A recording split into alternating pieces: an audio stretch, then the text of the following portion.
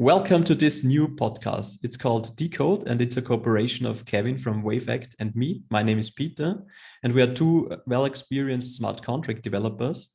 With this podcast, we want to give you some deep insights into existing smart contracts of famous projects, and we want to provide some interesting details for also non-tech people.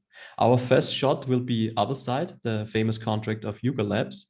But please keep in mind that we only had the chance to look at the source code that is deployed online, and we don't have great details to look at the great details.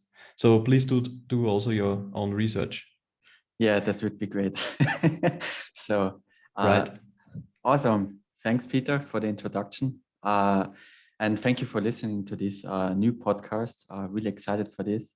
And yeah, awesome that we are going to do this together, right? Right, yeah. So let's jump right into the other side. The first thing that was noticed by us is that the metadata, like the actual image and how do we say the properties of your land, basically, how unique is your land, how much worth basically is your land, is centralized. So basically, the image itself, the properties are stored on their web servers, and this means basically that they're free to change the metadata as they want to. So that's usually an issue because it's not truly decentralized, despite the contract being on the blockchain. But what we also noticed is that they have some sort of so-called hashes. That's nothing different than, as you might already know, like an alphanumeric string, like letters and numbers are concatenated into a long text. And that just verifies basically this is the original metadata, that's the original link to the image and properties of your land, and this cannot be changed or can be verified at least. But as said, the problem here is that the actual metadata, the actual data is centralized, and Yuga Labs is free to change that at any time. All right, that's a very interesting thing because most people think that with NFTs, everything is decentralized and nothing can be changed. But as Kevin now pointed out, that's not the case here. So they stored hashes but on-chain, but the actual metadata off-chain, as he explained. So maybe another interesting thing is that the owner is a multi-sig. So means that there must be, for example, 2 out of 3 addresses that signs a transaction in order to make it happen. This is usually a good thing because it requires approvals of other people as well. But the operator, that is an address stored in the contract that is capable of many things. You can, for example, change the base URI, also the locator for the other metadata contract information. Also some variables like a maximum mint amount per address per transaction can enable or disable the KYC check. And all these things can be changed by one single entity, which is not a multi-sig address. And we think this is not a good thing because the owner is multi-sig, this is good, but the operator, which can do a lot more things, is not multi-sig. So yeah, this was one thing we noticed here. So this just gets back to the centralized metadata, right? So basically, if someone gets access to the operator wallet, which is just like your MetaMask wallet, highly probably it's on a hardware wallet, I hope so at least.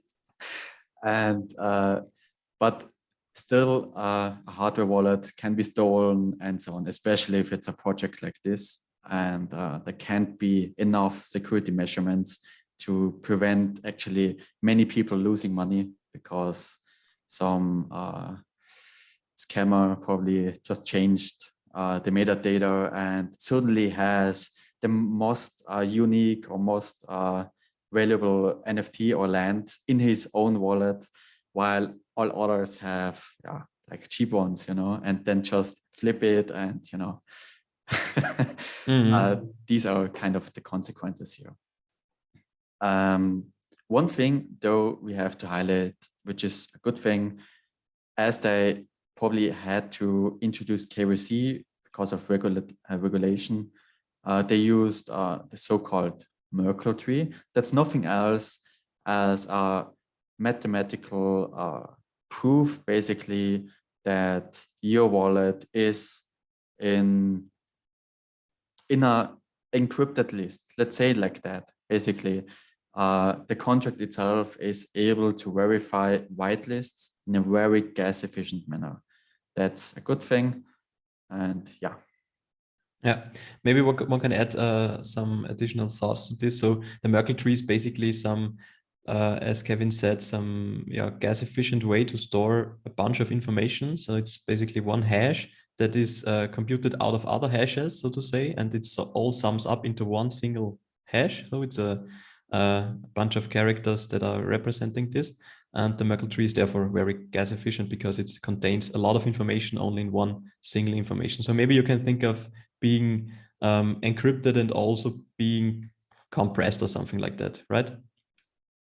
Awesome, exactly. Cool. Another thing is that we found also interesting is that they are using Chainlink VRF. VRF stands for verifiable randomness function, I think, they are using for retrieving a randomness value, because you might know that randomness doesn't really exist on chain because all the information is available public. Also that means constants and some values, but also algorithms that are coming to this randomness. So one often speaks of pseudo randomness, and Chainlink is providing a feature that is providing verifiable randomness to smart contracts as well via their Oracle network. And this is used for some functionality we couldn't really figure out for what, because not everything is, we think not everything is in the smart contract. So maybe they are using it for somehow modifying the metadata. Maybe it's used for indexes for these lands, but we really don't know in detail. This is just an estimation. And maybe this is also more used for a marketing gag or for showing that they are capable of using advanced concepts as well. So but I think the real use case would be to somehow implement the indexes of the lands to be really random generated ones. Yeah, probably the issue is here that they actually retrieve a true or some sort of true random number, which is great, which is amazing. But in the contract itself, they are not going to use it. So as Peter just said, they probably use it off-chain, which in our humble opinion, as far as we were able to read and reverse engineer, that's the name of the term of analyzing contracts, for example, wouldn't be able to actually see what they are doing with this random number. So that's why it's probably a marketing gag or something like that. We don't truly know, to be honest, because it's not used anywhere, but it highly probably is used for something. Yes, I hope so, at least, because otherwise it would only cost gas, and it would be another downside for the gas topic for users on this. Exactly. Part. And yeah, what we also discovered was, as you probably already know, because of the gas war and everything, we don't want to say the gas war resulted because of the contract not being really well written in terms of gas optimization, but still, as you might know from tweets and so on, that the contract wasn't very optimized in that terms. So for example, sorry, that gets a little bit techy now. They used, for example, they used memory, for example, that's a special keyword, which is a little bit more expensive than cold data in certain circumstances, in method signatures, for example, when it's not actually needed. And one really cool thing, which I would have overseen, but Peter saw this, is that they actually didn't have like a high amount of compiler optimization. So there's something called something called compiler ones, which is usually, if you scroll down on Etherscan, there's just a number. This contract, this optimization was run 200 times. That's the default value, which basically means that it was cheap for them to deploy the contract on Ethereum, but it's more expensive to actually use the contract. So in order to make the contract more gas efficient, it would have been really, really, really easy for them to just change this number to 10,000, for example, to make the contract deployment more expensive for them. They have the money, and less expensive for the people who actually would like to ape in and so on, you know. So that could have changed some minor things probably. And yeah, other stuff like using less efficient loops, which could be avoidable in some areas, and so on. Yeah, right. So I was really surprised that they let the default value of 200 runs for the gas optimization or the compiler optimization. So I thought about they would have spent some thoughts about how many times this contract would be used, because they knew that they are famous. So they, in my opinion, they should have updated this number to a higher value to make it better for the users, but they didn't. So either they don't know about this or they don't care.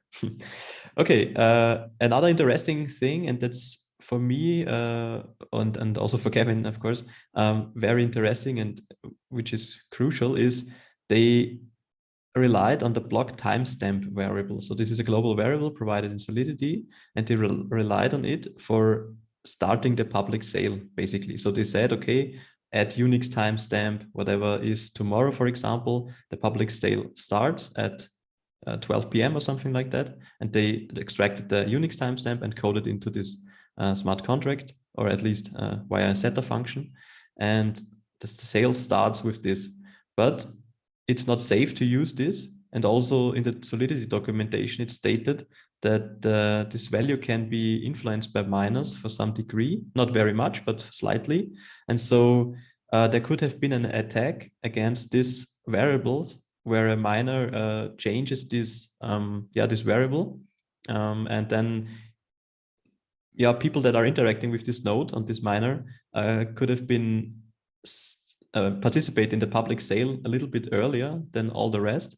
And this is, in my opinion, and also in Kevin's opinion, quite some security issue, because, as you know, when the start sale is not the same for every person, it could be dangerous, I think.